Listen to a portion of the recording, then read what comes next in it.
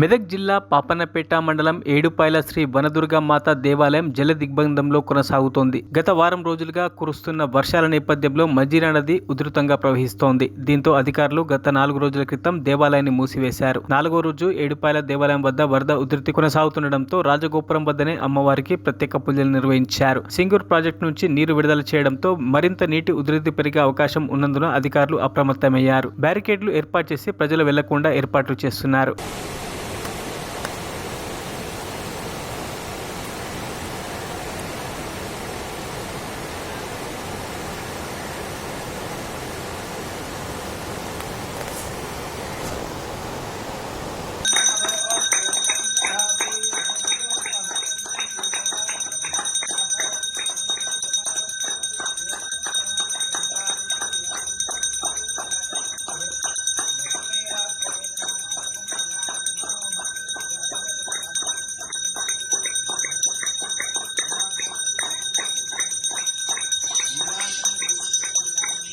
మరిన్ని అప్డేట్స్ కోసం మా ఛానల్ని సబ్స్క్రైబ్ చేయండి.